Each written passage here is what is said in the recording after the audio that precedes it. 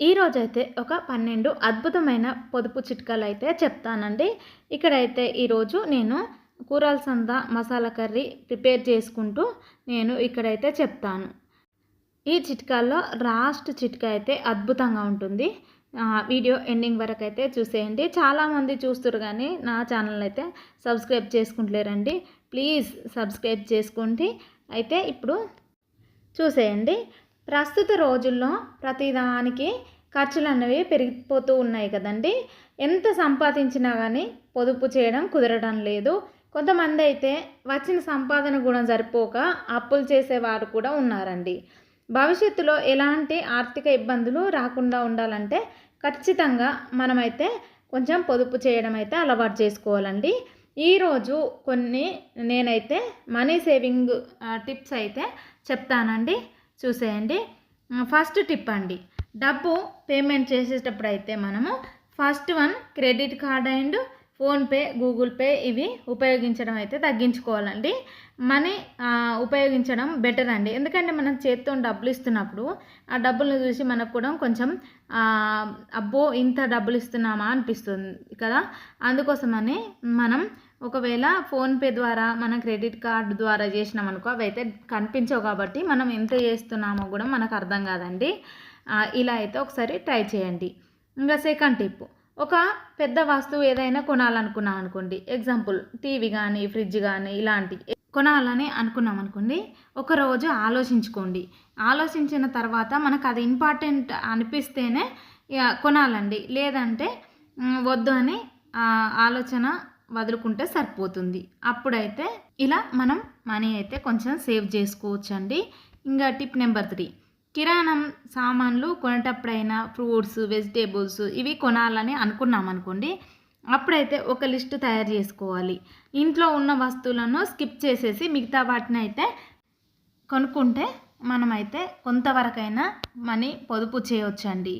Tip number 4, చాలామంది చేసే mistake ఏమిటంటే ఒక వస్తువు పాడైపోయింది అనుకోండి, ఆ వస్తువును అయితే వెంటనే కొంటారు.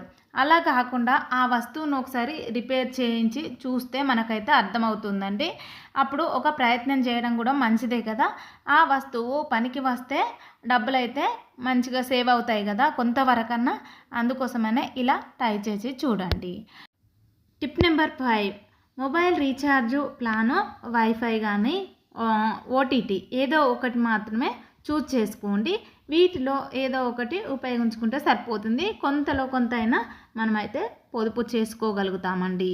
టిప్ నెంబర్ 6, చాలామంది పండగలకు షాపింగ్ మాల్కు వెళ్తారు కదండి. అక్కడ ఆఫర్స్ ఉన్నాయని, డిస్కౌంట్ పెట్టారని మనం ఒకటికి 10 కొంటే ఖర్చులు అనేవి పెరిగిపోతాయండి. మనం ఎంత అవసరమో అంతే షాపింగ్ చేస్తే మనకు కూడా సేవింగ్స్ అనేవి పెరుగుతాయండి. ఇందులోనే ఇంకొకటండి, ఇప్పుడు మనం ఫ్రెండ్స్తో వెళ్ళామనుకోండి, వెళ్ళినప్పుడైతే డబ్బులు అయితే ఎక్కువనే ఖర్చు అయిపోతాయండి. అదే హస్బెండ్తో వెళ్ళి చూడండి, కొంచెం తక్కువ టైం ఇస్తారు కాబట్టి మనకైతే తక్కువ షాపింగ్ చేస్తాం కాబట్టి అప్పుడైతే మనీ అయితే సేవ్ చేసుకోవచ్చండి. ఒకసారి ఇలా ట్రై చేసి చూడండి. Tip number 7, water bill, current bill, motor bill లాంటివి, ఈఎంఐ లాంటివి అయితే టైంకి పే చేయాలండి. మనకైతే ఎక్స్ట్రా పెనాల్టీ అనేది పడకుండా ఉంటుంది. దీనివల్ల కూడా మనం కొంత మనీ సేవింగ్ అనేది చేసుకోవచ్చండి. ఒకసారి ట్రై చేసి చూడండి. టిప్ నెంబర్ 8, డైలీ మీరు ఆఫీస్కి అప్ అండ్ డౌన్ చేస్తూ ఉంటారు కదా. అప్పుడు చేయాలనుకున్నప్పుడు బైకు, కారు యూజ్ చేయడం కొంచెం కాస్ట్లీగా ఉంటుందండి. కాబట్టి ఆర్టీసీ బస్సులో లేదా ట్రైన్లో వెళ్తే కొంచెం పొదుపు చేయవచ్చండి. ఇంకా దగ్గరగా ఉన్న వాటికైతే నడిచి వెళ్ళడం లేదా సైకిల్ మీద వెళ్ళడం అయితే మంచిదండి. కొంచెం పొదుపు చేయొచ్చు, అలాగే ఆరోగ్యానికి కూడా మంచిది కదండి. ఒకసారి ట్రై చేసి చూడండి. టిప్ నెంబర్ 9, మనకి అమెజాన్, ఫ్లిప్కార్ట్, మీషో ఇలాంటి వాటిలో ఆఫర్స్ ఉన్నాయనుకోండి, మనమైతే ఎక్కువ వస్తువులు కొంటూ ఉంటాం కదా. ఏదైనా అవసరం ఉంటేనే మనం కొనాలండి. లేదంటే కొంచెం తగ్గించుకోవడం మంచిది. ఇక లేదంటే బయటకు వెళ్ళినప్పుడు అయితే తీసుకోవడం మంచిదండి. అత్యవసరం అనిపిస్తే తప్ప అనవసరమైన ఖర్చు చేయకూడదండి. ఆ వస్తువులను మనం ఎన్ని కొన్నా కూడా వేస్ట్ చేయకుండా వాడుకుంటేనే కొనగలిగితే చాలా మంచిదండి. ఇలా చేసినాం అనుకోండి, మనకైతే మనీ అయితే సేవ్ అవుతుందండి కొంతవరకన్నా. ఒకసారి ట్రై చేయండి.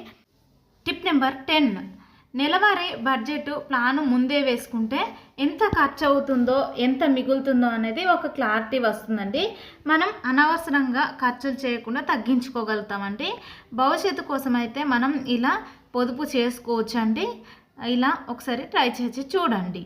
టిప్ నెంబర్ 11, బయట తినడం లేదా ఆన్లైన్లో ఫుడ్ ఆర్డర్ చేసుకోవడం వలన మనకైతే తెలియకుండానే చాలా డబ్బులు ఖర్చు అవుతాయి. అదే హోటల్ ఖర్చులతో పోలిస్తే ఇంట్లో వండుకొని తినడం చాలా చౌకగా ఉంటుందండి. అలాగే ఆరోగ్యానికి కూడా మంచిది కదా. ఆఫీస్కి వెళ్ళేటప్పుడు ఇంటి నుంచి లంచ్ బాక్స్, స్నాక్స్ మనం తీసుకెళ్ళే అలవాటు చేసుకున్నామనుకోండి, కొంచెం ఖర్చు అయితే తగ్గించుకోవచ్చండి, పొదుపు అయితే చేసుకోవచ్చు. ఒకసారి ఇలా ట్రై చేసి చూడండి. టిప్ నెంబర్ 12, ఇదైతే చాలా ఇంపార్టెంట్ టిప్ అండి. మీ జీతం రాగానే రెంటు, కరెంటు బిల్లు, పాల బిల్లు, వాటర్ బిల్లు ఇవన్నీ అనుకుని కట్టేసిన తర్వాత మిగిలిన డబ్బు ఖర్చు పెట్టి ఆఖరిలో దాచుకుందామని అనుకుంటే ఒక్క రూపాయి కూడా మిగలదండి. ఇంకా జీతం పడగానే కనీసం 25% జీతంను మీరు వేరే బ్యాంక్ అకౌంట్కి ట్రాన్స్ఫర్ చేసుకోవడం మంచిదండి. అలా బ్యాంక్ అకౌంట్కి యూపీఐ పెనాల్టీ యాక్టివేట్ చేసుకోకపోవడం మంచిది. ఇంకా మిగిలిన డబ్బులతోనైతే ఇంటిని గడపడం అలవాటు చేసుకోండి. ఇలా చేసుకున్నట్టయితే మనకైతే చాలా పొదుపు అవుతుందండి. మొదట పొదుపు చేసుకోవడం మంచిది, తర్వాత ఖర్చు గురించి ఆలోచించడం చాలా మంచిదండి. ఒకసారి ఇలా ట్రై చేసి చూడండి. ఇంతటితో ఈ వీడియో కంప్లీట్ అయింది. మీకు నా వీడియో నచ్చిందని అనుకుంటున్నాను. మీరు నా వీడియో చూస్తూ వెళ్ళిపోకుండా ఒక చిన్న లైక్ ఇచ్చి నా ఛానల్ సబ్స్క్రైబ్ చేసుకోండి. నా ఛానల్లో సపోర్ట్ చేయండి. Bye friends.